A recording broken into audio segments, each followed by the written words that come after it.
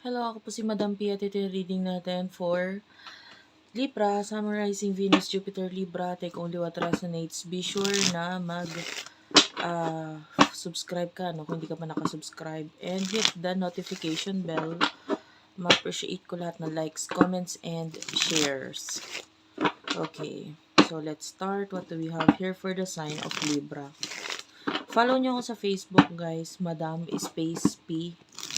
Space pa sa dulo para madaling ma-search, or kung di mo ma-search, ilagay mo hashtag Libra Philippines. Ayan. Para mas madali mong makita yung ating Facebook page.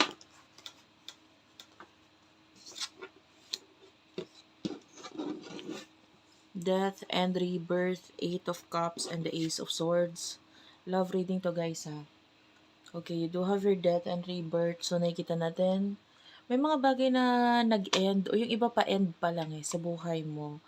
And it is because may mga sisimulan ka. Ganun naman talaga yun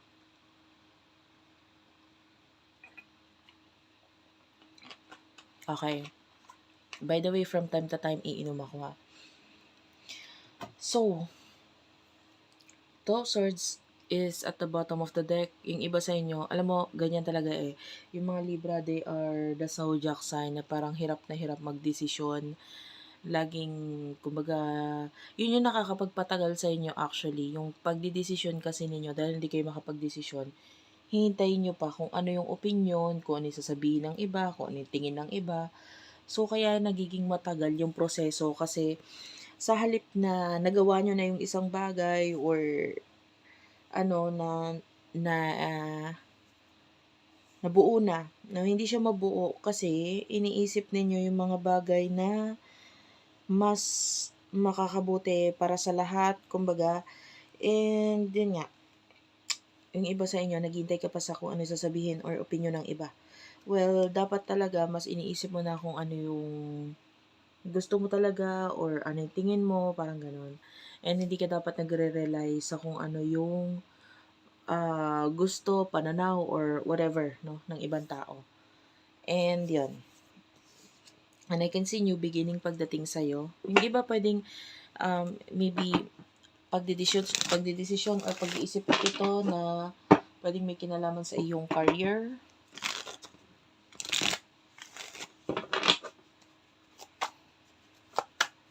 Pagdating sa love, sino yung person na kakonect mo? Okay. The Wheel of Fortune, Knight of Wands, and the Emperor. Ayan, dalawang major arcana, the Emperor at saka the Wheel. Knight of Wands, medyo ano tong person na to, mataas ang ego niya.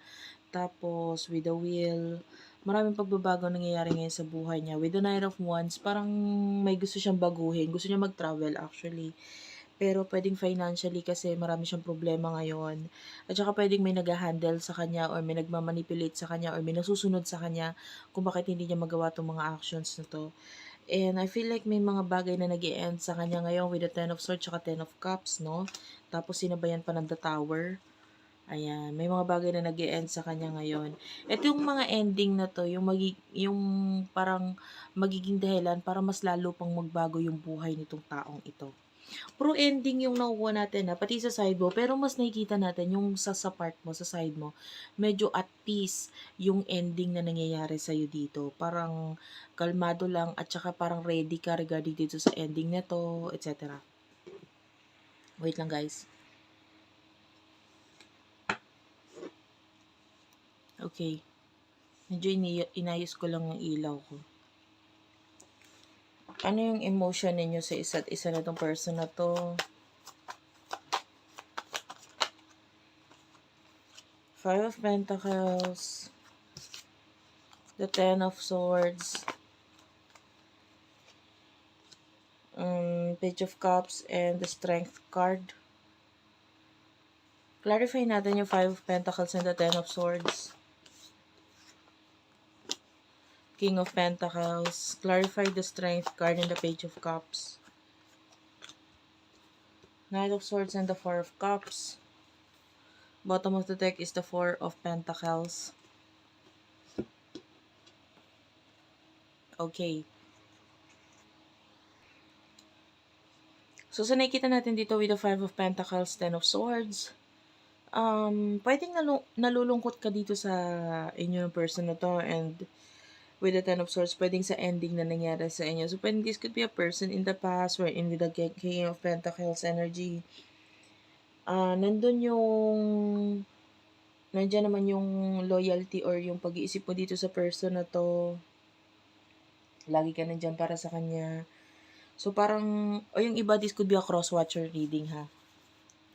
So, nandun yung parang pwedeng lagi kang nandyan para sa person na to, and then nung nag-end yun sa inyo, of course, malungkot, masakit, parang ang laki nung nawala sa'yo. And now you're looking for this person, parang gano'n. Nagkaroon ka ng expectation or nagkakaroon ka ng expectation na sana bumalik siya sa'yo, sa buhay mo. And wala pa rin mababago sa'yo kasi ikaw yung tipo ng tao kasi na pag may ginawa sa'yo, okay na aalala mo, pero hindi mo na para pakaisipin pa yun, di ba? Being, Libra, they are air signs. Yung mga air signs, ano talaga yan mabilis. Pati, yun nga yung sign na pinakaulyanin So, nandun yung mabilis mong makalimutan din yung mga bagay na, na may kinalaman sa connection ninyo, or, I don't know, maybe, para sa'yo, kung babalik man itong taong to, kung ano man yung mga ginawa niya nakaraan, nandun na yung okay lang, tanggap mo na, or nakalimutan mo na, parang ganun. And then yung person na to, emotions niya, with the Page of Cups, masyado kasi siyang naging immature emotionally. With the Strength card, I feel like may mga bagay siyang nadidiscover ngayon sa sarili niya. With the Knight of Swords, I feel like gusto niya talaga mag-travel. And with the Four of Cups, ngayon medyo nagiging realistic na itong person na to sa kung ano yung nangyayari sa buhay niya, kung ano yung mga dapat niyang gawin, etc.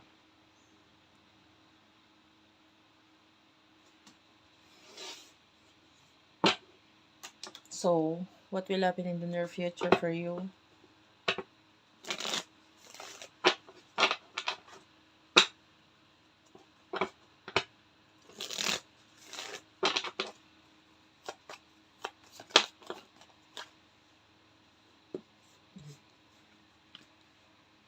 You do have your Two of Pentacles, Page of Pentacles, the World is here. Okay. The Moon. Bottom of the deck is the Devil, Capricorn energy, the Hanged Man. Gusto ko tong card na to. And with the Two of Pentacles, Page of Pentacles, yung iba, if you do have a child, especially mga teenager, child, or pataas, yan, nakakita tayo ng mga decision mula dito sa taong ito na parang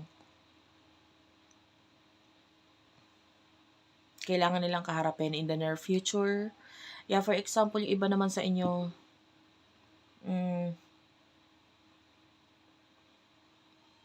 bigyan lang kita ng example. Hindi ko sinasabing ganito yung situation mo kasi pwedeng iba-iba depende sa nangyari sa inyo.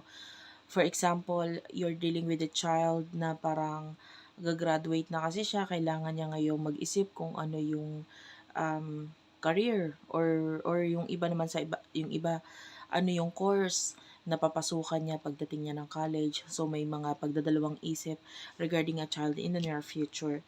And you will become more focused dito sa kung ano yung desisyon ng ibang tao na, or especially nga itong mga children or child na ito sa buhay mo, kesa sa'yo. Kasi, I feel like pagdating sa side mo, natutunan mo ng i-balance ngayon ang sarili mo. Yun na lang ngayon yung yung inaayos mo ngayon, maybe your health, or yung work mo, career mo, paano mo i-balance yan, yung lifestyle mo, paano ayusin. Yung ganun lang. So, hindi naman siya major decision para sa'yo, but rather kung paano mo mas maaayos or mas maaalagaan ngayon ang sarili mo. So, nandun yung focus mo. Pero in the near future, mas nakita natin, things to do with the child, or decision ng mga batang ito. Okay?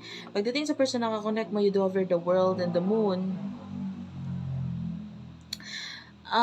This person is a dreamer. Alam mo yon, wala kang kailangan gawin dito sa person na 'to kasi nakikita natin masyado siyang dreamer. Masyado siyang nangangarap or masyado siyang, alam mo yon, parang hindi pa niya nakikita yung sense of purpose niya dito sa mundo. Masyado pa siyang, kumbaga dreamer nga, eh. So, parang tulog pa siya 'no.